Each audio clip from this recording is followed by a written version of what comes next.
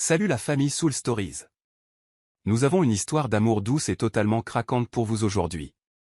Plongeons sans plus attendre. Le crachin tapotait doucement contre le vieux cadre en bois de la fenêtre de la ferme.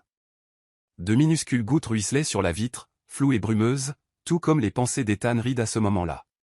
Le simple salon, avec sa table en chêne et sa cheminée froide, semblait plus lourd depuis son retour des funérailles de Ryan. L'odeur de bois humide et de terre imbibée de pluie emplissait l'air, ravivant les souvenirs des jours où les deux meilleurs amis travaillaient ensemble dans les champs, riant au milieu des rangs de pommes de terre. Mais maintenant, seul Ethan restait, seul, face à un silence qui semblait étouffant. Il était assis dans le fauteuil usé, tenant une tasse de café froid. Devant lui reposait une enveloppe brune, scellée à la cire rouge. Griffonnés sur le devant, de l'écriture de Ryan, ces mots, pour Ethan, quand je ne serai plus là. Il avait retardé son ouverture pendant 3 jours, depuis que l'avocat de Ryan la lui avait remise après l'enterrement. Non pas par peur, mais parce qu'il savait qu'une fois ouverte, tout changerait. Ryan avait toujours été comme ça, bouleversant la vie d'Ethan, même d'outre-tombe. Ethan soupira, posa la tasse et utilisa un coupe-papier pour briser le seau. À l'intérieur se trouvait une pile de pages dactylographiées, le testament de Ryan et une lettre manuscrite. Il parcourut d'abord le testament. Ryan laissait toute la ferme à Ethan, de la maison aux champs ondulants s'étendant jusqu'aux collines. Ce n'était pas surprenant. Ryan l'avait souvent mentionné au cours de ces derniers mois, alors que le cancer le consumait lentement. Mais la ligne suivante figea Ethan. Je lègue la ferme à Ethan Reed, à la condition qu'il épouse Claire Bennett, ma fiancée. Si Ethan refuse, la ferme devra être vendue, et tous les profits seront reversés au fond de l'orphelinat local. Ethan fronça les sourcils et relut la ligne, comme si les mots pouvaient changer s'il les fixait assez longtemps. Épouser Claire Bennett? Il ne l'avait jamais rencontrée, avait seulement entendu Ryan la mentionner quelques fois. Une femme qu'il avait rencontrée par correspondance. Une relation étrange qu'Ethan n'avait jamais vraiment comprise. Ryan, avec son sourire malicieux et ses yeux brillants, avait dit un jour que Claire était quelqu'un de spécial. Mais Ethan avait balayé cela d'un revers de main, pensant qu'il idéalisait une connexion qui ne s'était jamais concrétisée. Et maintenant, Ryan voulait qu'il l'épouse. Il posa le testament et prit la lettre manuscrite. L'encre était tremblante, les traits témoignant des derniers jours de Ryan. Ethan lut lentement. Ethan, tu as toujours été le frère que j'ai choisi. Claire n'a pas besoin d'être sauvée, mais elle a été la lumière que j'ai trouvée dans mes jours les plus sombres. Nous nous sommes rencontrés grâce à un programme de correspondance organisé par son école, une idée étrange à notre époque, je sais. Mais ces lettres m'ont donné de l'espoir. Je lui ai demandé d'écrire à la main, parce que je voulais que chaque mot soit réel, pas juste des textos éphémères. Claire est spéciale, Ethan. Épouse-la, pas seulement pour moi, mais parce que je crois qu'elle peut t'aider à te retrouver. Ne te contente pas de survivre. Vis. Ryan. Ethan plia la lettre, un mélange de confusion et de malaise s'installant dans sa poitrine. Un programme de correspondant à notre époque. Il imaginait Claire comme une femme rêveuse, peut-être délicate, entraînée dans les notions romantiques de Ryan. Mais il ne pouvait nier le poids des mots de Ryan. Ces lettres, aussi démodées soient-elles, avaient clairement tout signifié pour son ami dans ces derniers jours. Te retrouver, murmura Ethan, la voix rauque. Ryan avait toujours parlé comme ça, comme si la vie était une histoire attendant d'être réécrite. Mais pour Ethan, la vie s'était arrêtée il y a 10 ans, quand un accident de voiture lui avait volé ses parents et sa sœur cadette. Depuis lors, il avait construit des murs invisibles autour de lui, survivant par la routine, gardant tout et tout le monde à une distance de sécurité. Même Ryan, son ami le plus proche, n'avait jamais complètement réussi à les percer. Ethan se leva et sortit sur le porche. La pluie avait cessé, laissant derrière elle un froid vif et l'odeur de l'herbe mouillée. La ferme s'étendait devant lui, des rangées de terre brune, la vieille grange et les érables rouge-feu au loin. C'était là que Ryan avait passé ces dernières années, en faisant un foyer, même en sachant que son temps était compté. Ethan avait pensé qu'il était là pour aider Ryan, mais peut-être était-ce Ryan qui avait essayé de le sauver depuis le début. Épouser Claire. La pensée serra la poitrine d'Ethan. Il ne savait rien d'elle, seulement qu'elle avait été enseignante en ville et menait une vie bien éloignée de ce petit village. Dans son esprit, elle était une image vague, peut-être quelqu'un de fragile, ayant besoin de protection, le genre de personne que Ryan voulait toujours secourir. Ethan ne voulait épouser personne. Mais refuser signifiait renoncer à la ferme, le dernier héritage de Ryan, et Ethan lui devait trop. Pas seulement pour leur amitié, mais pour les jours où Ryan l'avait sorti des ténèbres après l'accident. Il rentra, s'assit de nouveau et fixa la lettre. « Te retrouver » répéta-t-il, cette fois plus doucement, comme pour s'en convaincre. Peut-être que cela ne concernait pas Claire du tout, mais le respect d'une promesse. Il le ferait. Non par amour, non par espoir, mais par devoir. Il l'épouserait, lui donnerait un endroit où rester, et continuerait à vivre comme il l'avait toujours fait, seul, dans son propre monde privé. Mais au fond de lui, Ethan sentit une lueur de malaise. La lettre de Ryan n'était pas seulement une demande, elle ressemblait à une prophétie, une porte qu'Ethan n'était pas sûr d'être prêt à ouvrir. Il se leva, rangea la lettre dans le tiroir et décida d'appeler l'avocat de Ryan le lendemain matin pour trouver Claire Bennett. La nuit tomba, et la douce lueur de la lampe à huile projeta des ombres changeantes sur les murs de la ferme. Ethan resta assis là, seul, avec un sentiment à la fois familier et étranger, comme si la vie était sur le point de changer, qu'il le veuille ou non. L'arrêt de bus du petit village était niché au bord d'un chemin de terre, pas plus qu'un abri métallique affaissé et quelques chaises en plastique décolorées. Ethan était adossé à sa vieille camionnette, les mains enfoncées dans les poches de sa veste, les yeux fixés sur la route menant au village. Le ciel était d'un gris terne, il ne pleuvait plus, mais il était encore lourd, comme pour refléter son humeur. C'était le jour où Claire Bennett arrivait, la femme que Ryan avait choisie pour lui, une idée qu'Ethan ne pouvait toujours pas accepter pleinement. Il l'imaginait délicate, peut-être timide, quelqu'un qui avait besoin d'être abrité, comme Ryan essayait toujours de protéger ceux qui l'entouraient. Mais au fond, Ethan n'était pas sûr de pouvoir être cette personne. Il avait trop perdu pour croire encore à l'ouverture de son cœur. Le bourdonnement lointain d'un moteur de bus rompit le silence de l'après-midi. Le vieux véhicule jaune s'arrêta lentement devant la gare. Les portes grincèrent en s'ouvrant, et une femme descendit. Ethan plissa les yeux, essayant de distinguer Claire. Elle portait un manteau en tricot bleu foncé, un jean simple, et transportait une petite valise grise. Ses cheveux étaient attachés, des mèches de brun foncé flottant dans le vent. Mais ce qui fit marquer une pause à Ethan n'était pas son apparence. C'étaient ses yeux, vifs, brillants, observant le monde avec une confiance tranquille. Ce n'était pas la femme fragile qu'il avait imaginée. Claire s'approcha, tirant facilement sa valise sur le chemin de terre. Elle s'arrêta devant Ethan et esquissa un léger sourire, non pas timide, mais assuré. « Êtes-vous Ethan Reed ?» Sa voix était basse, claire, et portait une certitude calme qui le fit inconsciemment se redresser. « Oui, c'est moi, » répondit Ethan, la voix un peu sèche. Il tendit la main pour la lui serrer, ne sachant pas si c'était ce qu'elle attendait. Claire résolut le problème pour lui. Elle tendit la main et lui donna une poignée ferme et délibérée, sans hésitation. Sa main était chaude, mais la force de sa prise le surprit. Ce n'était pas une femme qui avait besoin d'être sauvée. « Je suis Claire Bennett », dit-elle en le regardant droit dans les yeux. « Merci d'être venu me chercher. J'imagine que vous n'êtes pas plus ravi que moi par cette situation. » Ethan fronça les sourcils, surpris par sa franchise. Il s'était attendu à une conversation gênante remplie de platitudes, mais Claire ne semblait pas intéressée par cela. « Oui, je suis là à cause de Ryan, » dit-il, un peu incertain. « Vous avez lu son testament, n'est-ce pas ?» Claire hocha la tête, son expression s'adoucissant un instant avec une pointe de chagrin, bien qu'elle restât composée. « Je l'ai lu. Ryan voulait que nous nous marions et que nous nous occupions de la ferme ensemble. Je suis ici pour faire ce qu'il a demandé. » Mais elle marqua une pause, son ton gagnant une fermeté tranquille. « Avant de commencer, je dois clarifier quelque chose. » Ethan inclina la tête, attendant. Elle tira sa valise un peu plus près et se redressa, comme quelqu'un se préparant à une négociation. « Je ne suis pas venu ici pour être recueilli ou pour vivre à vos crochets, » dit-elle. « Je veux que nous soyons des égaux. Je travaillerai, je contribuerai à la ferme et je vivrai ici comme une personne indépendante, pas comme quelqu'un qu'on entretient. Si vous êtes d'accord, alors je pense que nous pouvons faire en sorte que ça marche. » Ces mots laissèrent Ethan silencieux un instant. Il avait supposé qu'elle venait parce qu'elle n'avait nulle part où aller, peut-être pour l'argent, ou parce qu'elle n'avait pas de meilleure option. Mais maintenant, debout devant lui se tenait une femme qui rayonnait d'autonomie dans chaque mot et chaque geste. il hocha lentement la tête. C'est juste. L'égalité. Je ne veux rien de plus.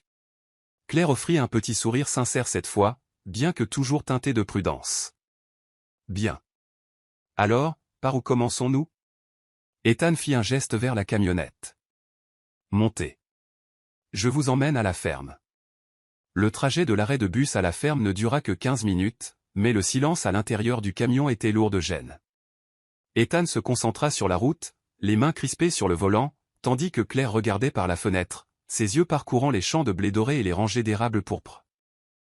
Elle ne posa aucune question, et Ethan ne savait pas par où commencer. Finalement, il parla, la voix plate, comme s'il brisait la tension par la force. « Depuis combien de temps connaissiez-vous Ryan » demanda-t-il, les yeux fixés sur la route. Claire se tourna vers lui, son expression s'adoucissant à la mention de Ryan. « Environ 2 ans, répondit-elle. Nous nous sommes rencontrés grâce à un programme de correspondants que mon école avait lancé. Je sais que ça semble étrange, mais Ryan insistait pour des lettres manuscrites. Il disait qu'elle lui donnait l'impression d'être vraiment connectée, plus que ne le pourraient jamais les textos ou les emails. Ethan hocha la tête, bien qu'il ne puisse toujours pas s'y faire. Des lettres? À notre époque? Mais il ne posa pas plus de questions. Il reconnut en silence que, connaissant Ryan et son côté romantique, il avait peut-être trouvé quelque chose de significatif dans ses lettres. A-t-il déjà dit pourquoi il voulait ça? Demanda Ethan, la voix plus basse maintenant. Je veux dire, le mariage? Claire expira doucement, comme si c'était une question qu'elle s'était posée de nombreuses fois. Ryan parlait toujours de rassembler les gens. Il croyait que vous et moi pourrions nous entraider d'une manière ou d'une autre. Je ne sais pas s'il avait raison, mais je suis ici pour honorer son souhait. Ethan ne répondit pas. Il pensa à la lettre de Ryan, à ses mots tremblants l'exhortant à se retrouver. Peut-être que Claire faisait la même chose, accomplissant une promesse faite à quelqu'un qu'elle avait perdu. Mais ses yeux confiants et sa poignée de main ferme le firent s'interroger, qui était vraiment cette femme? Et qu'avait vu Ryan en elle qu'il n'avait pas encore découvert? Au moment où ils atteignirent la ferme, le soleil s'était couché, laissant une douce lueur dorée s'estomper sur les champs. La ferme en bois apparut, simple mais chaleureuse, avec des avant-toits couverts de lierre et des rangées de légumes luxuriants à côté. Claire sortit de la camionnette, contemplant le paysage avec une curiosité tranquille, sans jugement. C'est plus beau que ce que j'imaginais, dit-elle sincèrement. Ryan le décrivait comme un endroit plein de vie. Ethan haussa les épaules, essayant de masquer l'étrange sentiment qui monta en lui lorsqu'elle mentionna Ryan. Il y a beaucoup de travail à faire, mais nous y arriverons ensemble, comme tu l'as dit. Claire hocha la tête, roulant sa valise vers la maison. Alors commençons. Je ne suis pas du genre à rester les bras croisés. Ethan resta là, la regardant disparaître par la porte d'entrée. Sa poignée de main, ses yeux brillants, sa voix calme mais affirmée, tout cela persistait dans son esprit. Claire Bennett n'était pas la femme qu'il avait imaginée. Et pour la première fois depuis des années, Ethan sentit une étincelle de curiosité petite, mais suffisante pour le faire se demander ce que Ryan avait vu exactement, qu'il n'avait pas encore perçu. Il faisait plus froid que d'habitude le lendemain matin, comme si même l'air se préparait à quelque chose que personne d'impliqué ne voulait vraiment. Ethan prépara du café tôt, par habitude, mais cette fois, il en fit une tasse supplémentaire et la posa soigneusement sur la table, avant que Claire ne sorte de la chambre d'amis, celle qu'il lui avait offerte la veille. Claire ne portait pas de maquillage. Elle avait une simple robe bleue ardoise et un cardigan, les cheveux soigneusement attachés en arrière. Rien dans son apparence ne disait « mariée », mais ses yeux, si, calmes, alertes, et sans la moindre trace de doute. « Café » demanda Ethan alors qu'elle entrait dans la cuisine. Claire hocha la tête sans hésiter. « Merci. Il fait plus froid que ce que je pensais. » Ethan s'assit en face d'elle. « J'ai parlé au pasteur Mason. Il a accepté de faire la cérémonie cet après-midi, après le service du dimanche matin. » Claire prit une gorgée de son café et le reposa. « Lui as-tu dit de quel genre de mariage il s'agit? » Il n'a pas demandé, et je n'ai pas expliqué. Aucun des deux ne rit, mais la tension dans la pièce s'allégea légèrement. Claire resta immobile, passant ses doigts le long du bord de sa tasse. « Veux-tu toujours faire ça » demanda-t-elle directement. Ethan ne répondit pas tout de suite. Il regarda par la fenêtre, où les dernières feuilles rouges des érables tombaient en flottant. Je ne sais pas si le vouloir est le mot juste, dit-il lentement. Mais j'ai fait une promesse à Ryan, et je tiens mes promesses. Claire hocha la tête, son regard s'adoucissant. Alors je suppose que nous nous engageons ensemble dans un commencement très étrange. La petite église se dressait sur une douce colline à la lisière de la ville, ses bardeaux bruns patinés par le temps et ses bancs en bois courbés par l'âge. Quand Ethan s'arrêta, seules quelques voitures étaient garées à l'extérieur. Tout le monde dans la petite ville savait ce qui se passait, et tout le monde, semblait-il, était curieux. Claire était restée silencieuse pendant tout le trajet. Elle ne demanda pas à quoi pensait Ethan, et Ethan n'osa pas lui demander si elle avait des regrets. Tout entre eux avait semblé contractuel depuis le début, clair, sans émotion, mais jamais malhonnête. Le pasteur Mason, un homme de 60 ans avec une barbe blanche et une voix aussi chaude qu'un feu de bois crépitant dans un foyer, les accueillit avec des yeux bienveillants, sans jugement ni pitié. « Avez-vous bien réfléchi tous les deux » demanda-t-il en les conduisant dans la petite pièce derrière l'autel. Claire regarda Ethan. Ethan hocha la tête. « Nous avons décidé. » Il n'y avait pas de demoiselle d'honneur, pas d'alliance scintillante, pas de fleurs fraîches ni de musique. Seulement la lumière filtrant à travers les vitraux sur le plancher en bois, et deux étrangers debout à un pas l'un de l'autre, sur le point de s'engager dans un commencement que ni l'un ni l'autre ne pouvait nommer. « Nous n'avons besoin de rien d'élaboré, » murmura Claire, comme si elle craignait de briser le silence. « Restons simples. » Ethan hocha la tête. « Ça me va. » Le pasteur Mason sourit doucement et ouvrit la cérémonie par une courte prière. Quand vint le moment des vœux, il ne leur demanda pas de répéter après lui. Au lieu de cela, il demanda simplement, « Ethan Reed, prenez-vous Claire Bennett pour être votre épouse, pour construire une vie commune ensemble et pour vous respecter mutuellement, quelles que soient les circonstances ?» Ethan leva les yeux et croisa le regard de Claire. « Je le veux. » Claire Bennett, prenez-vous Ethan Reed pour être votre époux, pour marcher à ses côtés à travers une vie encore inconnue, avec honnêteté et respect? Claire joignit ses mains devant elle, sans la moindre hésitation. « Je le veux. » Alors, devant Dieu et sous le ciel ouvert, je vous déclare mari et femme. Pas d'applaudissements, pas de photos, juste un long moment de silence, comme si le monde lui-même retenait son souffle, attendant de voir ce qui allait suivre. Sur le chemin du retour, Claire boucla sa ceinture de sécurité et dit doucement, « Eh bien, c'est fait. » Ethan garda les mains sur le volant. « Oui, c'est fait. » Un autre silence s'installa, non pas gênant, mais calme. Claire appuya son coude sur la fenêtre, regardant les arbres ploqués sous le poids de la fin de l'automne. « Peut-être devrions-nous établir quelques règles de base. » Ethan jeta un coup d'œil. « Vas-y, nous vivons comme des collègues, chambres séparées. J'aiderai à la ferme si tu me montres comment faire. Je ne veux pas vivre ici comme une invitée. » Ethan hocha la tête. « C'est juste. » Et, Claire se tourna vers lui, la voix stable, « Nous n'avons pas besoin de faire semblant. Personne n'a à jouer le couple parfait. Nous coopérons simplement. » « Ça me semble juste, » dit Ethan. Claire se renfonça dans son siège. « C'est tout ce que j'attends. » Mais quand Ethan lui jeta un regard furtif, il remarqua que sa main serrait le bord de son manteau, comme si elle essayait de se convaincre que tout allait bien. Il se retourna vers la route, les yeux balayant les feuilles dorées éparpillées sur la chaussée, la poitrine lourde de quelque chose qu'il ne pouvait pas encore nommer. Le premier matin après le mariage, Claire se leva tôt. Ethan dormait encore dans la chambre de l'autre côté du couloir, et la maison était absolument silencieuse, du genre de silence qui s'installe dans les endroits où il n'y a pas eu de rire ni d'odeur de petit déjeuner depuis longtemps. Claire enfila un cardigan, attacha soigneusement ses cheveux et entra dans la cuisine. Elle était spacieuse mais froide, avec de vieilles armoires en bois, des pots d'épices périmés posés tranquillement sur l'étagère, et un évier taché, terni par la faible lumière du matin qui filtrait par la fenêtre. Elle se lava les mains, ouvrit les stores et se mit au travail. À midi, la cuisine avait changé.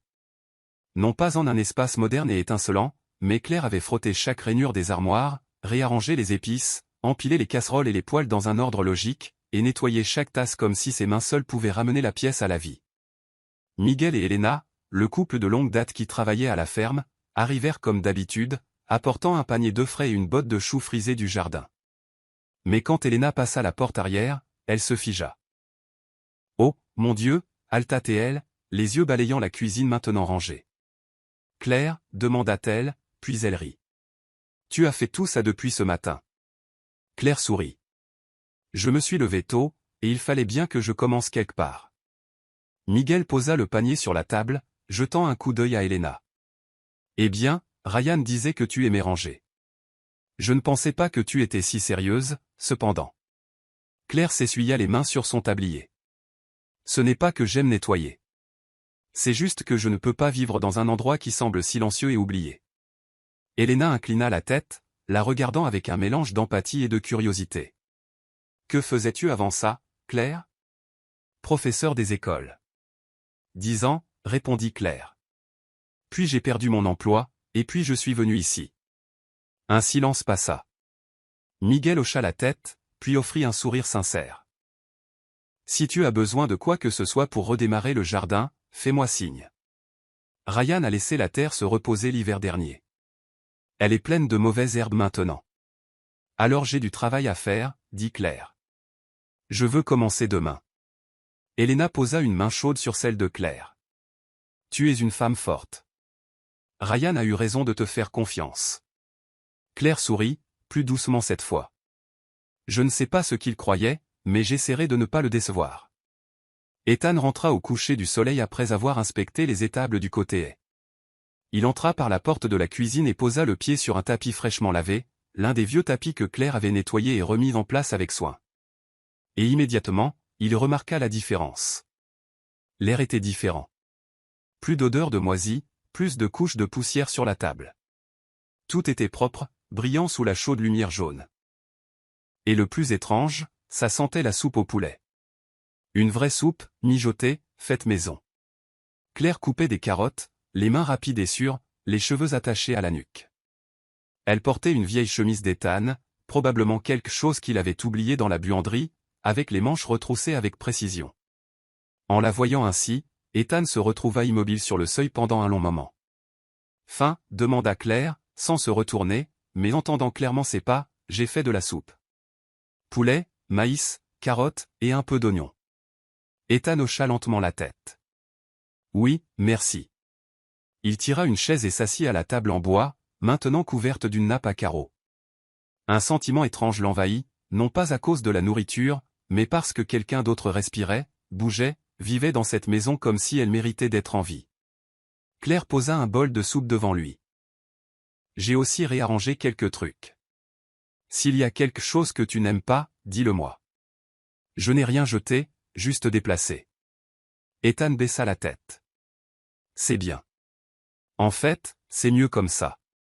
Claire s'assit en face de lui. Elle ne portait pas de maquillage, mais sa peau était rouge du travail de la journée.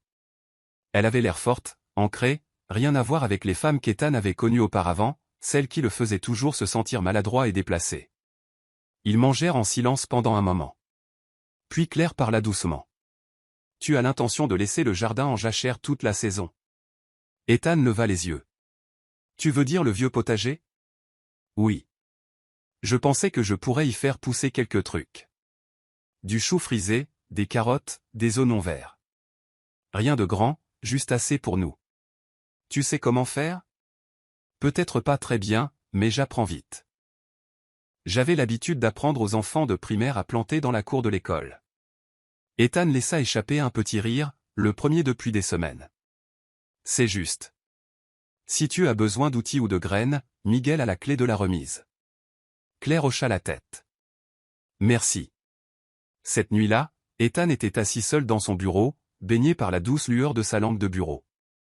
Il regardait le jardin où Claire s'était tenue plus tôt, examinant la terre, retournant quelques mottes, arrachant les mauvaises herbes. Une femme qui n'était là que depuis 2 jours vivait déjà comme si elle y appartenait. Il n'était pas sûr de ce que cela lui faisait ressentir.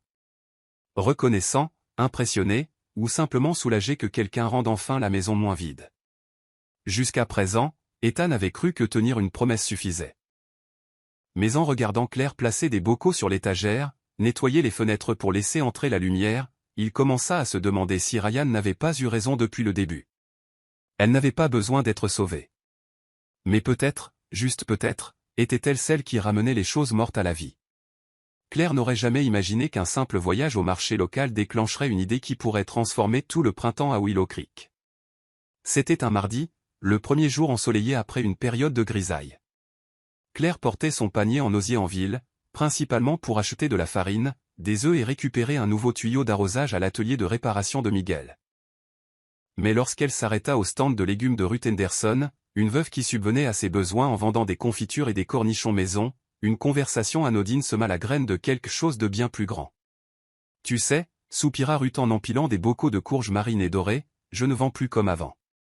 Peut-être que les gens achètent tout en ligne maintenant. Je ne sais pas comment utiliser un de ces téléphones sophistiqués, et embaucher quelqu'un coûte trop cher. » Claire inclina la tête. « Avez-vous essayé de poster sur les groupes Facebook ? » J'ai essayé, mais personne ne m'a montré comment rédiger une publication correcte. Mes petits-enfants sont à l'université. Ils n'ont pas le temps d'aider une vieille dame comme moi. Claire ne dit pas grand-chose alors, mais en passant devant d'autres stands des arrangements de fleurs séchées de Lydia à un jeune forgeron qui luttait pour vendre ses outils faits main, une pensée claire commença à prendre forme dans son esprit. Il ne manquait pas de compétences, il manquait de direction. « Je veux lancer un cours », dit Claire à Ethan ce soir-là, alors qu'il était assis à la table de la salle à manger, triant des papiers. Il leva les yeux, surpris. « Un cours ?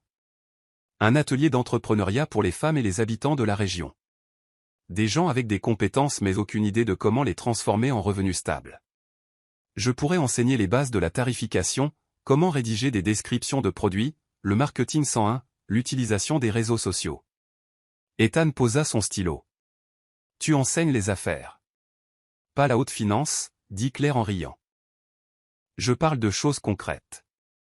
Comme vendre de la confiture en ligne, calculer les coûts pour élever des poules pour les œufs, ou comment livrer des marchandises sans payer une fortune. » Ethan se pencha en arrière, pensif. « Ce n'est pas une mauvaise idée, mais qui va venir ? Willow Creek n'est pas exactement connu pour accueillir le changement. Peut-être, acquiesça Claire, mais peut-être qu'ils ont juste besoin que quelqu'un commence. » Il la regarda. La lumière du plafond projetait une douce lueur sur ses pommettes, ses cheveux rentraient derrière une oreille, ses yeux brillants de cette foi tranquille qu'il avait appris à reconnaître en elle la conviction que les bonnes choses valaient la peine d'être poursuivies. Une partie de lui voulait l'avertir de ne pas trop espérer, mais une autre partie, celle que Ryan avait toujours dit être son cœur pas encore mort, voulait la soutenir. « De quoi as-tu besoin ? » demanda Ethan. « Je dois soumettre une proposition au conseil municipal pour utiliser l'ancien centre communautaire, » dit Claire en sortant une ébauche manuscrite à l'encre bleue. « Je n'ai jamais rédigé de demande officielle comme celle-ci. Pourrais-tu m'aider à la réviser ? » Ethan prit le papier. Quelques petites erreurs, quelques phrases maladroites, mais l'idée était claire et sincère. Il attrapa un stylo et se rapprocha d'elle. « Très bien, rendons-la solide. » 3 jours plus tard, Claire entra à la mairie de Willow Creek, vêtue d'un chemisier blanc et d'une jupe gris doux. Ethan l'accompagna, mais resta silencieux, la laissant prendre les devants. À l'intérieur de la salle remplie de l'odeur de vieux bois et de fauteuils en cuir délavé, Claire se tint devant le conseil de 3 membres, le regard stable et calme. Tout le monde à Willow Creek n'a pas les ressources pour quitter la ville et apprendre un nouveau métier, commença-t-elle. Mais ils ont des compétences, ils ont des produits, et ils ont de petits rêves, comme vendre plus de confitures ou vivre avec un peu moins de difficultés. Je veux juste créer un espace, un cours, où ils pourront apprendre comment y parvenir. Annabelle, le membre le plus âgé du conseil, hocha la tête d'un air pensif. C'est une belle idée, mais pensez-vous que quelqu'un viendra vraiment ? Claire sourit. Je pense que si Ruth et Lydia et quelques autres commencent, il y en aura un 4e, puis un 5e. Après quelques échanges, le conseil accepta 3 sessions, gratuites. Si les gens se présentaient et donnaient des retours positifs, Claire serait autorisée à continuer. Sur le chemin du retour, Ethan conduisait avec une copie de la lettre d'approbation à la main. « Tu penses toujours que personne ne viendra ? » demanda Claire en jetant un coup d'œil de côté. Ethan haussa les épaules. « Je pense que tu pourrais être déçu. »« Alors je serai déçu la tête haute. » Ethan la regarda, ses cheveux pris dans la brise de la fenêtre ouverte, sa voix douce mais remplie de conviction. Il ne répondit pas, continua simplement de conduire, mais à l'intérieur, quelque chose changea. Une partie de lui doutait encore, mais une autre partie, celle qui se souvenait comment apprécier la lumière, commençait à y croire. Le lundi après-midi, un soleil doré se déversait doucement sur l'arrière-cour du centre communautaire de Willow Creek. La salle d'activité numéro 2, autrefois utilisée pour des cours de danse, des réunions d'agriculteurs et des expositions de photos occasionnelles, avait été balayé, réarrangé et équipé d'un petit tableau blanc emprunté, grâce aux efforts diligents de Claire. Sur le tableau, d'une écriture soignée au marqueur noir, elle avait écrit « Atelier d'entrepreneuriat rural ». Session 1. Que faire quand on a des compétences mais qu'on ne sait pas par où commencer? Claire se tenait au milieu de la pièce, les doigts serrant doucement une pile de feuilles de travail photocopiées. Elle ne savait pas combien de personnes, voire aucune, se présenteraient, mais elle s'était préparée comme si une classe complète était garantie. Dehors, les feuilles d'érable rouge bruissaient dans la brise. Il était presque 16 heures. La porte grinça en s'ouvrant. La première à arriver fut Lydia, la quarantaine, connue pour vendre des fleurs séchées de son jardin. Juste derrière elle, Ruth Henderson, avec son panier de cornichons, puis une jeune femme aux cheveux noirs et à l'anglais hésitant nommée Rosa, la femme de Carlos, l'ouvrier saisonnier. Puis 3 autres arrivèrent au compte-gouttes. 7 au total. Claire faillit éclater de rire de soulagement. Tout d'abord, commença Claire à 16h05. J'ai étudié l'économie à l'université, je pensais finir par travailler dans le développement communautaire ou les entreprises sociales. Mais un jour, je me suis porté volontaire pour enseigner les mathématiques en 2e année dans un quartier défavorisé, et je ne suis jamais parti. Alors aujourd'hui, nous allons commencer par notre première leçon, comptez l'argent que vous avez dépensé. Un léger frisson de rire parcourut la pièce. La tension se brisa. Elle distribua des fiches de revenus et de dépenses simples à chaque participante, ainsi que des crayons. Votre première tâche, la semaine dernière, combien avez-vous dépensé en fourniture? Emballage? Combien d'articles avez-vous vendus? Où, le cas échéant, se trouve votre profit? La personne la plus silencieuse de la pièce, un jeune homme grand et maigre nommé Luc, fils du forgeron local, prit la parole. Je ne vends rien. Je fabrique juste des couteaux et je les dépose au magasin général. Il paie 1 fois par mois. Donc vous avez un produit, dit Claire, et vous avez des clients, même indirectement. Mais savez-vous si vous gagnez de l'argent? Luc se gratta la tête. Pas vraiment. Mon père dit que si ça couvre le coût de l'acier et de la bière, c'est bon. La salle éclata de rire. Claire gloussa aussi, mais son regard resta doux. Alors aujourd'hui, découvrons ensemble les vrais chiffres. Plus d'1 heure passa, et le groupe commença à griffonner, à calculer, à barrer des choses. Pour la première fois, semblait-il, ils commencèrent à voir leur travail manuel comme plus qu'un simple labeur. Cela pourrait en fait être un chemin. Claire expliqua comment calculer le temps de travail par article, les coûts d'opportunité, la tarification des produits en fonction de la valeur et non seulement de l'effort. Elle dessina des diagrammes montrant comment un pot de confiture pouvait rapporter 5 $ au lieu de 1 $ simplement en changeant l'emballage et en le vendant au bon moment. Rosa, l'immigrée au fond, leva timidement la main. Je fais gâteau de maïs, dit-elle, son accent épais. Vend à la foire. Mais je ne peux pas écrire enseigne. Je ne peux pas lire bien. Claire s'approcha, s'assit à côté d'elle et dessina un modèle simple. Nom du produit, prix, date de production. Puis elle écrivit en lettres capitales, gâteau des maïs sucré, 3,50 $. Rosa hocha la tête, les yeux s'illuminant comme un enfant lisant sa première phrase. Ethan arriva juste avant la fin du cours. Il n'entra pas. Il se tint sur le seuil, les mains dans les poches, adossé au cadre. La lumière du soleil de la large fenêtre s'étendait sur le sol, projetant une longue ombre derrière Claire alors qu'elle se déplaçait. Sa voix était calme et posée, non pas rigide comme celle d'un instituteur, mais comme celle d'un guide. Quelqu'un qui savait quand encourager et quand se retirer pour laisser les autres s'élever. Il vit l'immigré lever la main pour une autre feuille de papier. Vit Luc hocher la tête alors que Claire suggérait de vendre des couteaux à la foire du week-end. Vit Ruth, la femme qui faisait toujours la grimace au marché, sourire maintenant, tapotant son crayon d'un air pensif comme si elle venait de découvrir quelque chose de précieux. Ethan ne savait pas pourquoi il était là. Il sentait juste qu'il devait l'être. Même si ce n'était que pour l'entendre parler, même s'il ne comprenait pas tous les termes commerciaux, il réalisa quelque chose. Claire ne leur apprenait pas seulement à gérer leur argent. Elle leur apprenait à croire que leur petit rêve qu'il s'agisse de pots de confiture, de fagots de fleurs, de couteaux forgés à la main ou de gâteaux de maïs sucré comptait. Elle croyait en eux, avant même qu'ils ne croient en eux-mêmes. Après la fin du cours, Claire commença à ranger la pièce, ramassant les papiers, effaçant le tableau, nettoyant les tables. Ethan entra enfin. Il ne dit rien au début, attrapa simplement un balai et aida à balayer les bouts de papier et les copeaux de crayon. « Depuis combien de temps es-tu là » demanda Claire, un peu surprise mais pas mécontente. « Assez longtemps pour savoir que tu viens de faire rêver à nouveau toute cette ville, » dit-il doucement. Claire s'arrêta, le regardant. Un silence passa. Puis elle dit doucement, « Je ne suis pas sûr qu'ils aient besoin de moi, mais je sais qu'ils ont besoin que quelqu'un croie en eux. » Ethan la regarda longuement, et pour la première fois depuis leur jour de mariage, il ne vit plus Claire comme une simple épouse sur papier. C'était elle qui allumait les feux. Vous suivez toujours l'histoire? Si cette histoire vous a trouvé en dehors de Soul Stories, nous vous invitons à la maison, là où chaque récit touchant commence avec la vérité, l'espoir et le cœur. La pluie avait commencé dans l'après-midi, des gouttes épaisses et lourdes tambourinant contre le toit en tôle de l'étable comme un tonnerre pressant. Le ciel s'assombrit plus tôt que d'habitude, et des rafales de vent fouettaient la rangée d'érables en face. Ethan se tenait sur le porche, observant le chemin de terre qui menait à la ville, les épaules de sa veste en cuir humide de pluie. Claire n'était toujours pas rentrée. Il avait regardé l'horloge au moins 10 fois depuis 17 heures. Le cours était censé se terminer à 16h30.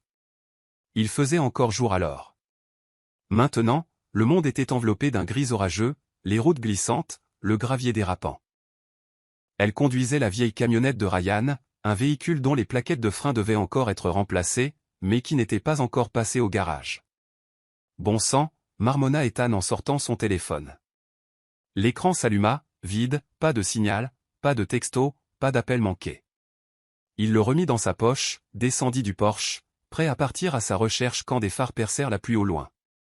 La camionnette de Ryan s'arrêta brusquement à la barrière.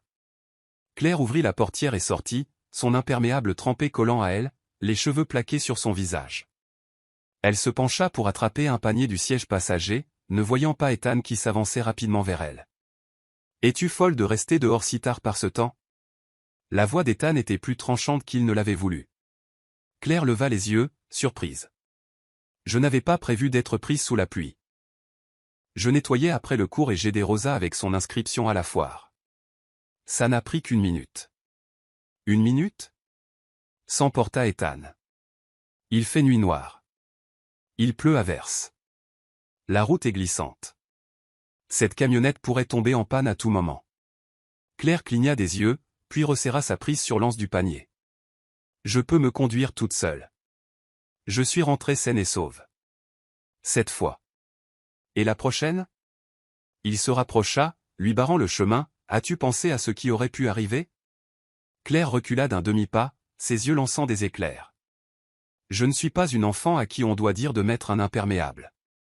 Il ne s'agit pas d'un manteau. » cria presque Ethan. « C'est juste que je... » Il s'arrêta. Les mots lui manquaient. Claire le fixa, sa voix s'abaissant.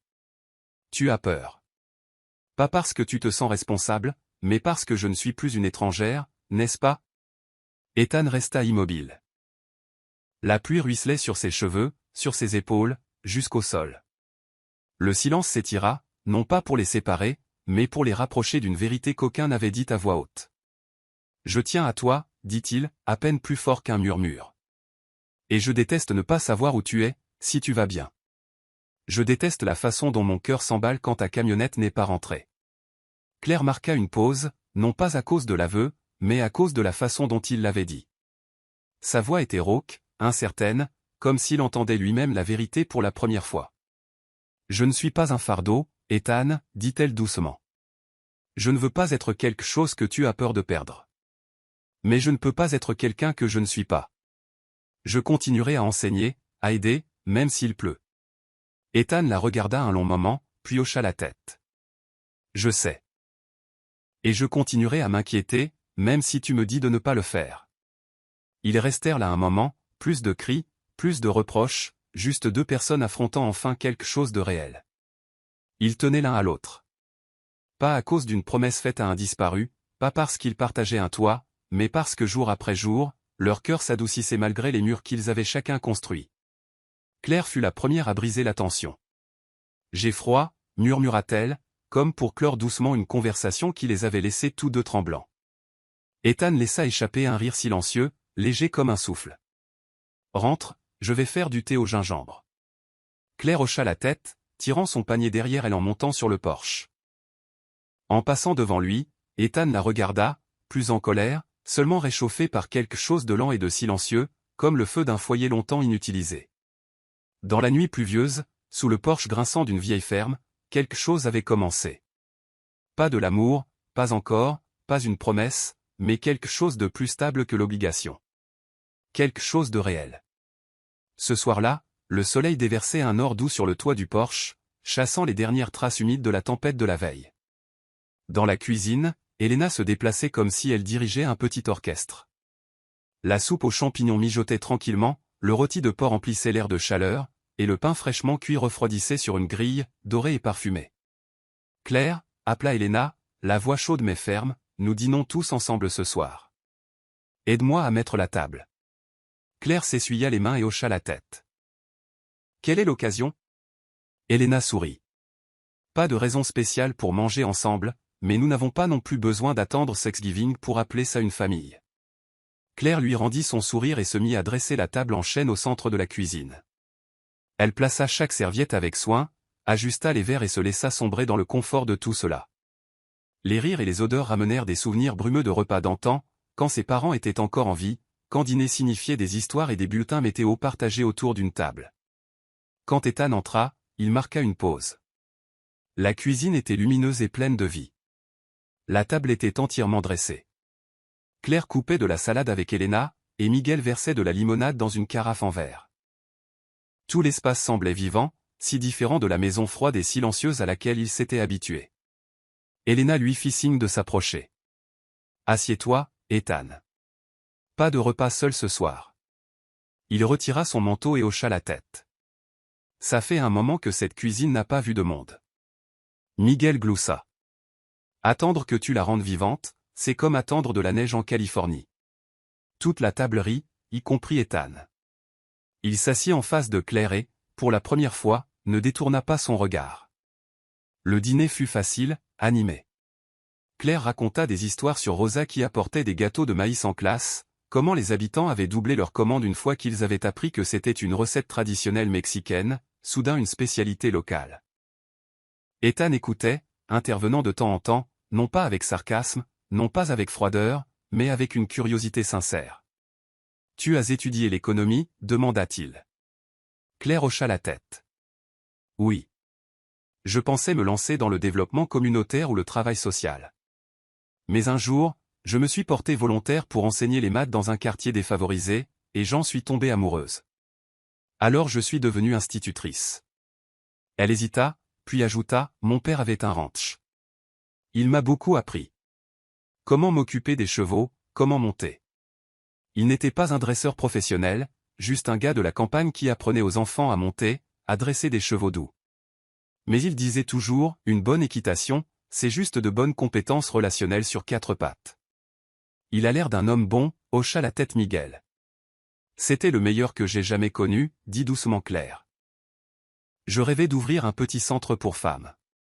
Un endroit où elles pourraient apprendre le jardinage, le soin des chevaux, comment vivre de manière indépendante. Rien de grand, juste assez pour quelques personnes par session. Ethan inclina la tête. Tu ne l'as jamais fait? Pas à l'époque. Enseigner semblait plus simple, plus facile que de courir après les subventions, rit-elle. Mais maintenant, je ne sais pas, il ne dit rien, mais ses yeux s'attardèrent sur elle, pensifs. Claire lui retourna la question. Et toi? Tu as toujours travaillé à la ferme. Ethan posa son verre, ses doigts se resserrant légèrement. Non. Mes parents et ma petite sœur sont morts dans un accident de voiture. Je venais de finir un diplôme en génie des structures. Je suis revenu ici parce que je ne supportais plus la ville. Claire ne dit rien. Elena murmura une phrase tranquille en espagnol, quelque chose comme une prière. Ryan était le seul qui me retenait ici, continua Ethan, la voix stable mais distante. Il m'a sorti d'un trou dont je ne savais même pas que j'étais dedans. Et maintenant, il m'a laissé. Il regarda Claire avec un léger sourire ironique. Toute une ferme et une femme qui ne rentrent dans aucune case. Claire ne détourna pas le regard. Aucun de nous ne rentre dans une case. Cela fit rire Ethan, vraiment rire pour la première fois depuis son arrivée. Après le dîner, Claire fit la vaisselle avec Elena. Ethan et Miguel étaient assis à proximité, sirotant du thé. Quand Claire leva les yeux, elle surprit Ethan qui la regardait, non pas de loin, non pas sur la défensive, mais tranquillement, comme s'il commençait à accepter qu'elle n'était pas seulement de passage. Elle n'était pas une invitée temporaire. Elle devenait une partie du foyer. Cette nuit-là, dans sa chambre, Claire était assise près de la fenêtre entr'ouverte, écoutant le vent murmurer à travers les arbres. En bas dans la cour, Ethan était toujours assis sur le porche, tenant une tasse de thé, le regard lointain. Elle ne savait pas exactement jusqu'où ils étaient allés, mais elle savait ceci, le dîner de ce soir n'était pas froid. Et peut-être qu'à partir de maintenant, les dîners ne seraient plus froids. Le marché du week-end à Willow Creek était toujours animé, mais aujourd'hui, il bourdonnait plus que d'habitude. À un stand nouvellement installé, Madame Wilson, une femme de plus de 70 ans aux cheveux argentés soigneusement enroulés dans un turban, retournait des gaufres fraîches, l'odeur sucrée flottant chaudement dans l'air. Les gens faisaient la queue, discutant et riant, tenant de petits sacs en papier estampillés du logo dessiné à la main, BEP Bagéo, la cuisine de grand-mère Wynne. Personne ne savait exactement qui avait trouvé le nom, mais tout le monde savait qu'il avait rendu possible, Claire Bennett. Quelques stands plus loin, une jeune femme exhibait fièrement des nappes brodées, des vêtements pour bébé et des coussins faits main, le visage rayonnant. À côté d'elle se trouvait un panneau, fait main à la maison, commande personnalisée bienvenue. Son nom était Teresa, une mère célibataire qui dépendait autrefois de l'aide sociale, mais qui gagnait maintenant son premier revenu honnête, grâce à un talent qu'elle avait presque oublié. Et la personne qui tissait tous ces fragments ensemble était Claire. Ethan se tenait en bordure du marché, une tasse de café à la main, observant de loin.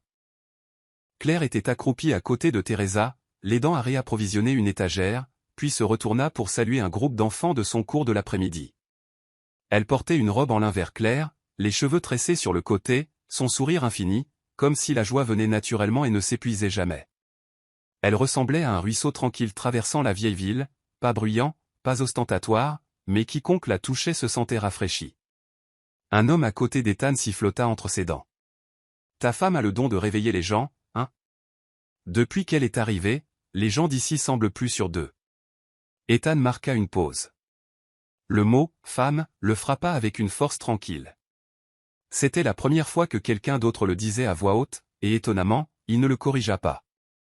En fait, il se tourna légèrement, fit un petit signe de tête ferme. « Oui, c'est ma femme. » Il le dit avec une étrange facilité, comme si cela n'avait plus besoin d'être forcé. Après le marché, alors qu'ils aidaient Teresa à ranger son stand, Claire se tourna vers Ethan. « Tu sais, dit-elle en pliant une nappe dans une boîte, je n'aurais jamais pensé me sentir connectée à un endroit comme celui-ci.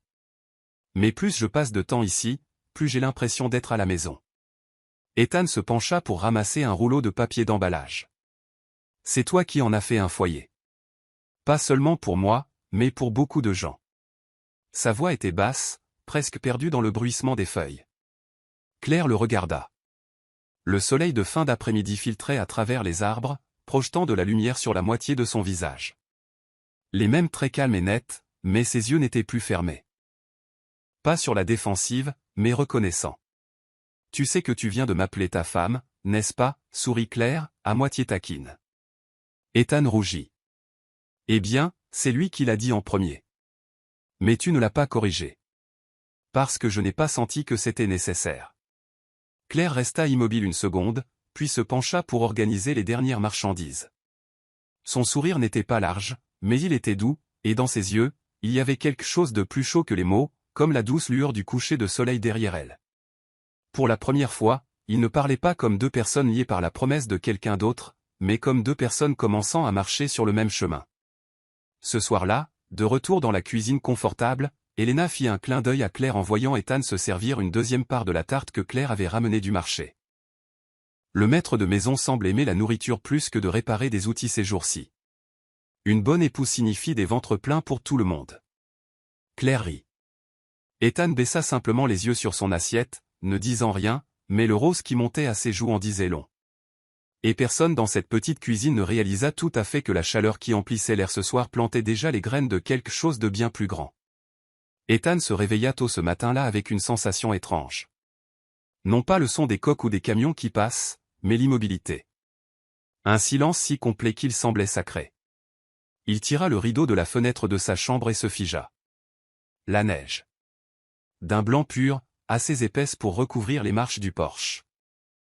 Les branches des arbres à l'extérieur étaient enrobées comme si elles avaient été saupoudrées de sucre glace, et les champs lointains se fondaient dans un doux voile de brume pâle. Tout était immobile, comme si le temps s'était arrêté. Ethan descendit en chaussons, vêtu d'un gros pull, les cheveux humides de s'être lavés. Dans la cuisine, Claire était déjà en mouvement, fouettant de la pâte à crêpes à côté d'une casserole de chocolat chaud qui mijotait doucement. L'odeur de beurre, de vanille et de cacao s'enroulait dans l'air, enveloppant la maison en bois de quelque chose de plus chaud que le feu lui-même. « Nous sommes bloqués par la neige », dit Claire en jetant un coup d'œil par la fenêtre. L'école, les cours, le marché, tout est annulé. Eh bien, Ethan se frotta la nuque. C'est rare que nous ayons un jour de congé comme ça.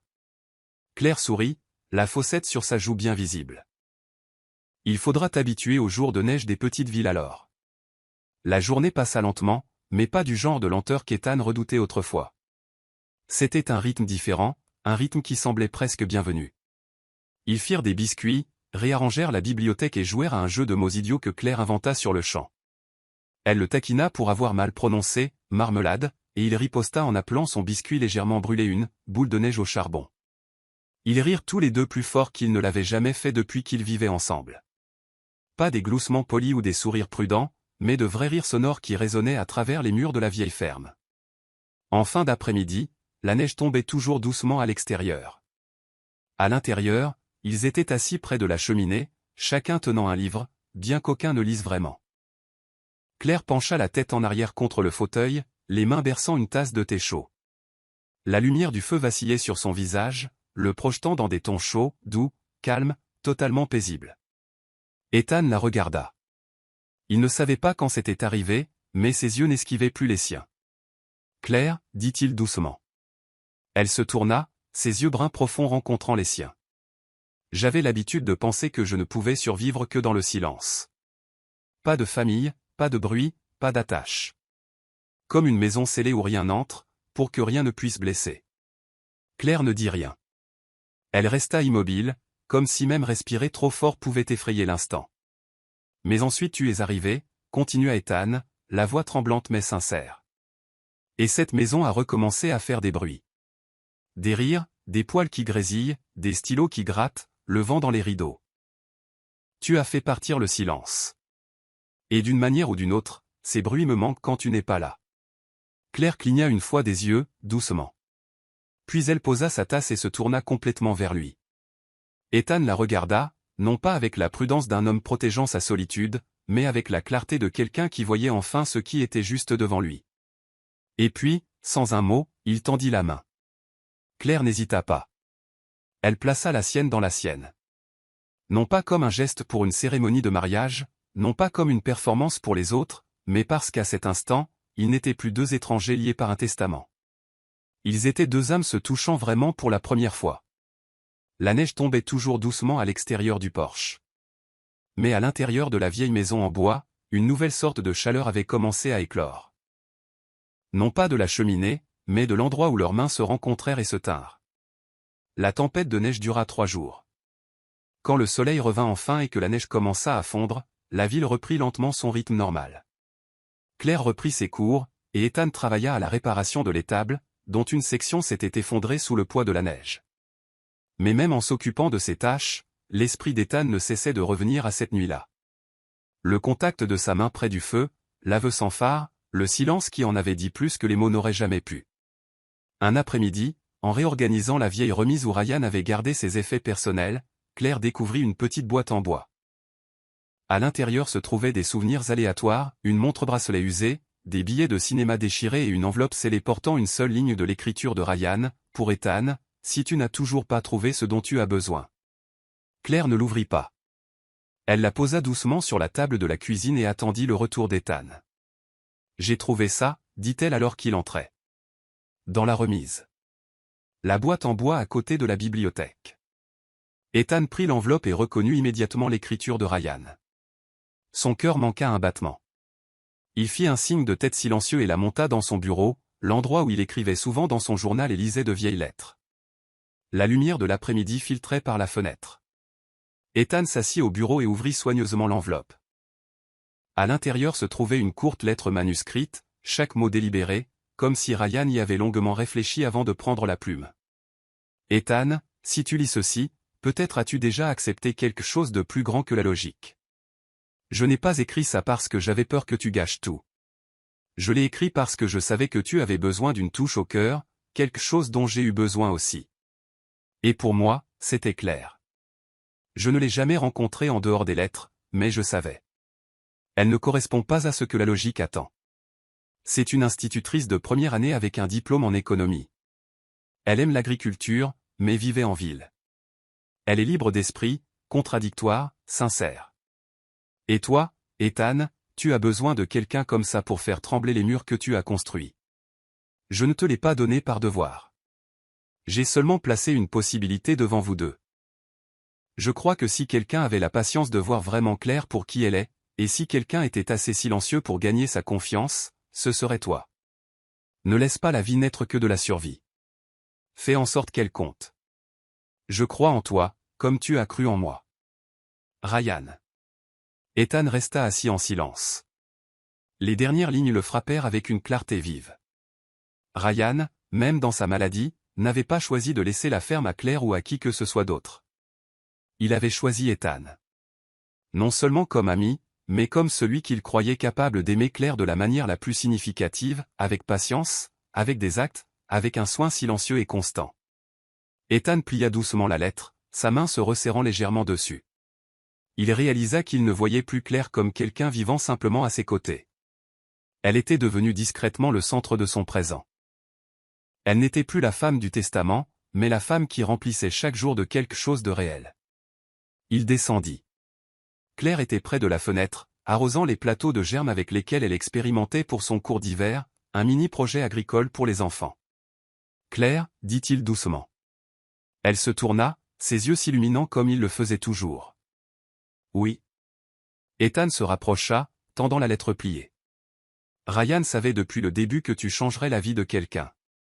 Et je pense que ce quelqu'un, c'est moi. » Claire se tut. Qu'a-t-il écrit? Il lui tendit la lettre. Elle lut lentement, attentivement. Son expression s'adoucit en atteignant les dernières lignes.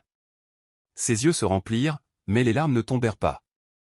Au lieu de cela, elle sourit doucement, comme une brise effleurant la terre printanière. Ryan ne m'a jamais rencontré, mais il me comprenait mieux que je ne le pensais. Ethan la regarda. Moi aussi. Mais ce n'est peut-être que maintenant que je commence vraiment à te voir. Ce soir-là, alors que Claire se rinçait les mains dans l'évier, Ethan se tint derrière elle. Il lui tendit une serviette chaude et douce sans un mot. Elle se retourna, surprise. Il ne dit rien. Il la regarda simplement pendant un long et silencieux moment. Non pas avec hésitation, non pas avec distance, mais avec le regard de quelqu'un qui commençait enfin à comprendre. La chose la plus précieuse laissée derrière n'était pas la ferme, n'était pas l'héritage. C'était la personne debout devant lui, celle qui choisissait jour après jour de rester. La neige avait fondu. Une pâle lumière de soleil printanier filtrait par la fenêtre de la cuisine, se posant doucement sur l'épaule de Claire alors qu'elle ouvrait l'enveloppe qui venait d'arriver du bureau de poste. Le cachet de la poste était de la ville. À l'intérieur, imprimée sur un papier ivoire impeccable, se trouvait une lettre formelle, élégante, nette et indéniable. Une offre d'emploi officielle, programme de développement communautaire de l'Institut Evans. Salaire élevé, contrat de 3 ans, une opportunité unique. Ethan se tenait à quelques pas, tenant toujours une tasse de café intacte. Il vit la façon dont les yeux de Claire s'immobilisèrent en lisant. Et en tant que personne bien trop familière avec la perte, il savait que parfois les mots n'étaient pas nécessaires pour comprendre quand quelque chose d'important était arrivé à la porte. « Bonne nouvelle » demanda-t-il, la voix aussi stable qu'il le pouvait. Claire plia soigneusement la lettre et la posa sur la table. « Très bonne nouvelle. » Ethan fit un petit signe de tête. « Tu devrais l'accepter. » Claire leva les yeux, son regard fixe. « Vraiment ? » ?»« Oui. Tu as toujours rêvé d'enseigner dans un programme comme celui-là. » Il prononça les mots, mais ils lui serrèrent la poitrine comme un étau. Parce qu'il savait que lorsque les personnes qui vous sont chères commencent à s'envoler, celle qui reste se sent toujours la plus seule. Cet après-midi-là, Ethan ne rentra pas à la maison. Il se jeta dans la réparation de la clôture des chevaux, même si elle n'en avait pas besoin. Le bois était rugueux, ses paumes à vif, mais pas aussi à vif que la pensée qu'elle pourrait partir. Et pire, il n'avait aucun droit de lui demander de rester. Cette nuit-là, Claire prépara une soupe de courges musquées, la préférée de Ryan, mais aucun d'eux ne mangea beaucoup. Le silence entre eux était épais, comme le calme avant une tempête. Ethan fit la vaisselle, le dos tourné, jusqu'à ce que le son de sa voix calme, mais résolue ne brise l'immobilité. Ethan. Il se retourna. Claire se tenait au milieu de la cuisine, la lettre à la main, les yeux juste un peu trop rouges. Je n'irai pas, Ethan se figea. La pièce retint son souffle avec lui. J'avais l'habitude de penser que ma place était dans une salle de classe, avec des tableaux noirs, de la craie et des rangées d'enfants qui écoutent. Mais ensuite je suis venu ici, et j'ai commencé à enseigner quelque chose de plus grand. Enseigner aux gens comment vivre, comment croire qu'ils comptent. Sa voix trembla. Et c'est ici que j'ai appris cela moi-même. Grâce à toi. Grâce à Miguel et Elena. Grâce à des femmes qui pensaient autrefois n'avoir plus rien. Ethan la regarda comme s'il voyait une lueur de feu éclore à la fin d'un long hiver. Il se rapprocha, la voix rauque. Claire, je sais que je ne suis pas le meilleur choix. J'avais l'habitude de penser que j'étais fait pour la solitude. Mais maintenant, je réalise que ce n'était pas vivre, c'était juste survivre. Elle leva les yeux vers lui, attendant. Il prit une inspiration, stable mais lourde d'émotion. Je ne veux pas que tu restes pour Ryan ou pour une promesse. Je veux que tu restes pour moi. Pour les matins où tu es dans la cuisine, pour le son de ton rire quand tu as de la terre sur la joue, pour la façon dont tes yeux rendent cette maison vivante. Il tendit la main, touchant doucement sa joue. J'ai besoin de toi. Pas seulement pour survivre, mais pour me souvenir de ce que c'est que d'aimer à nouveau. Claire ne parla pas, mais des larmes coulèrent silencieusement sur ses joues, et son sourire, radieux et douloureux, disait tout. Puis elle se pencha. Leur premier baiser n'avait pas de bande sonore, pas de feu d'artifice. Juste l'odeur de vieux bois, le scintillement du feu de cheminée au plafond, et deux cœurs battant la chamade, courant pour rattraper tous les jours où ils s'étaient discrètement manqués. Ce n'était pas un baiser né du devoir. C'était le baiser de deux personnes qui s'étaient enfin, pleinement choisies.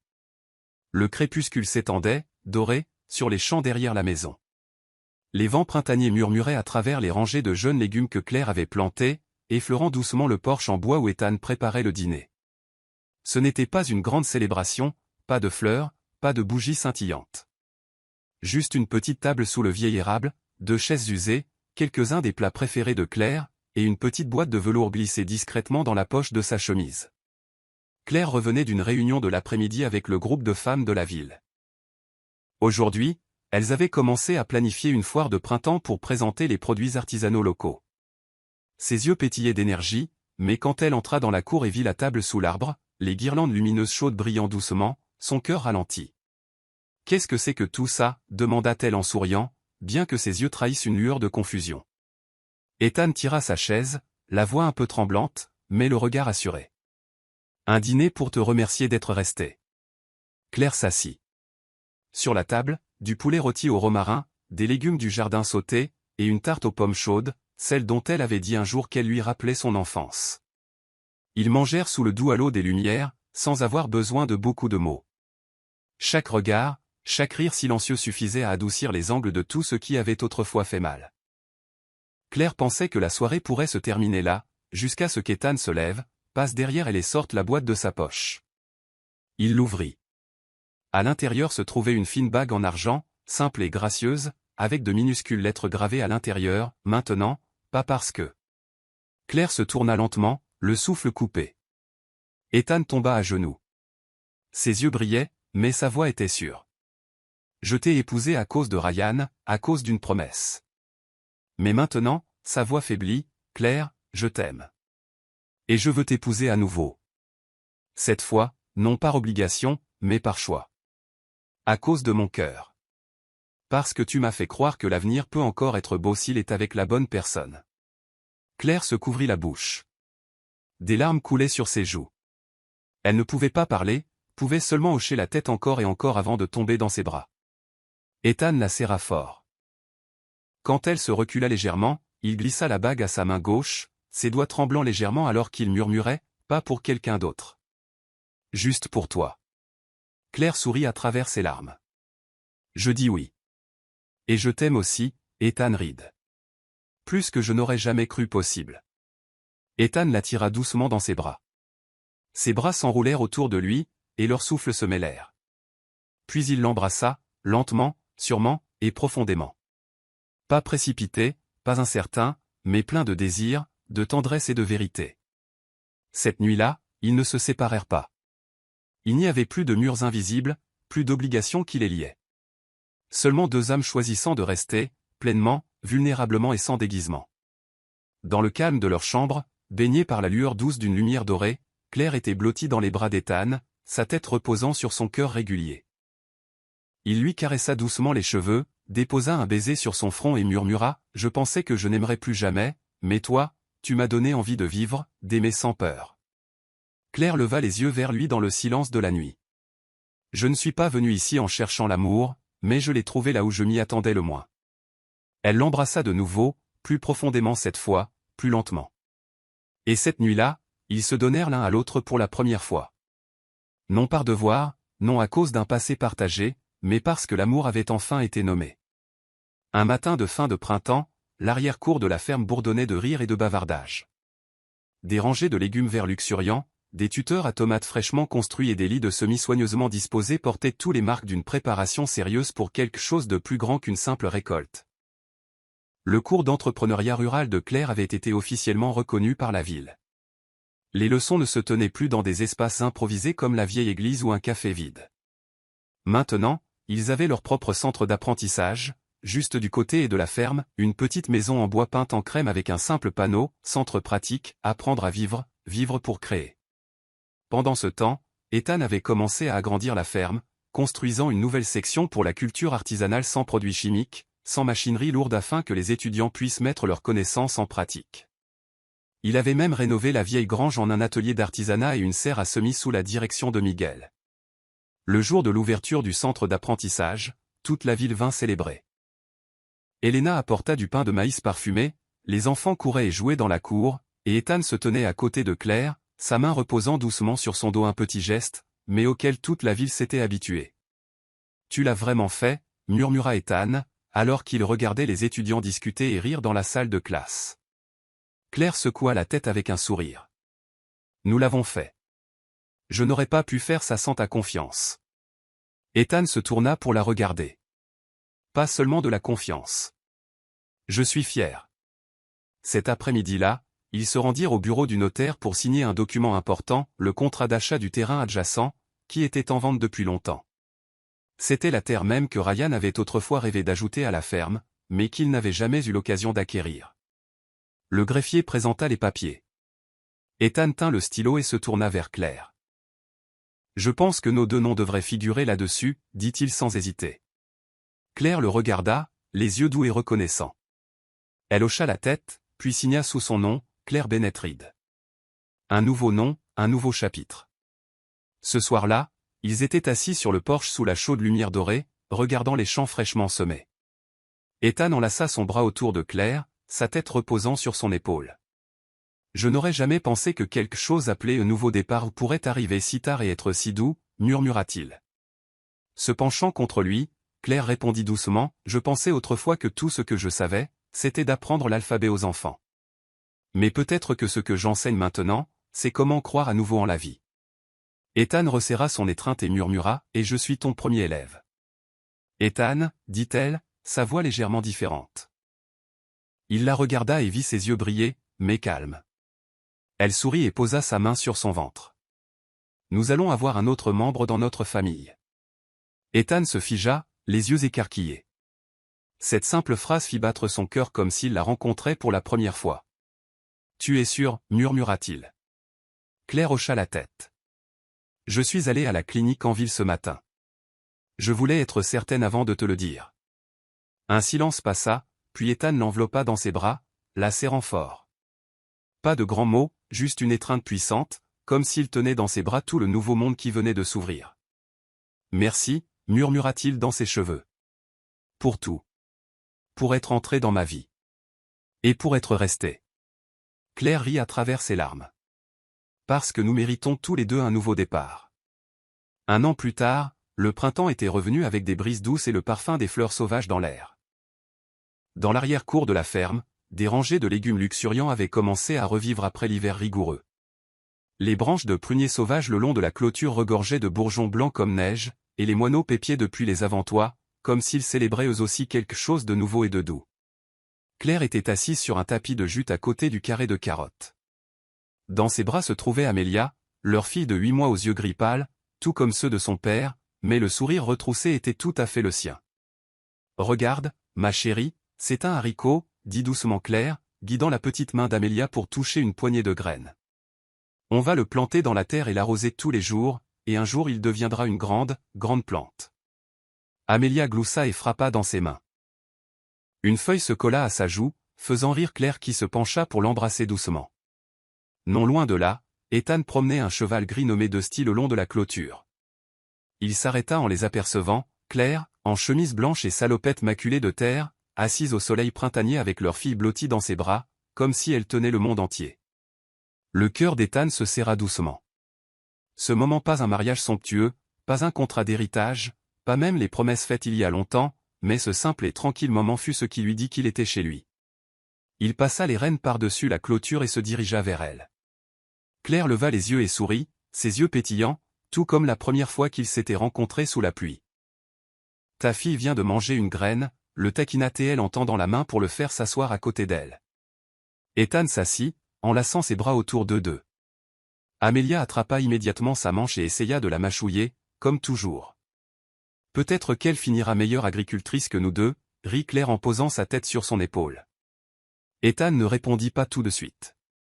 Il regarda les champs où les femmes du cours d'entrepreneuriat récoltaient des légumes, où le rire de Miguel résonnait depuis le poulailler, et où le panneau « Centre d'agriculture communautaire » scintillait au-dessus de la vieille grange maintenant transformée en une salle de classe moderne. Il serra doucement l'épaule de Claire. « J'avais l'habitude de penser qu'une vie tranquille suffisait. Que personne n'avait besoin d'entrer dans mon monde clos. »« Et maintenant » demanda-t-elle doucement. Ethan se pencha en avant, posant son front contre le sien. « Maintenant, je sais que le silence n'était qu'une excuse. Et toi, tu es le son que je ne veux plus jamais faire taire. » Claire sourit à travers des larmes scintillantes. « Merci de m'avoir laissé rester. »« Non, » dit Ethan en lui embrassant la joue, puis en se penchant pour embrasser le front de leur fille. « Merci d'avoir fait de cet endroit celui où nous appartenons. » Amélia gazouilla dans les bras de sa mère, sa petite main renversant une tasse de thé au gingembre, qui se déversa sur la terre. Claire éclata de rire, et Ethan gloussa, impuissant. Et ainsi commença une autre journée de printemps paisible, dans un foyer où 3 cœurs autrefois solitaires, autrefois perdus, s'étaient trouvés. Non par obligation, non à cause d'un testament, mais simplement par amour.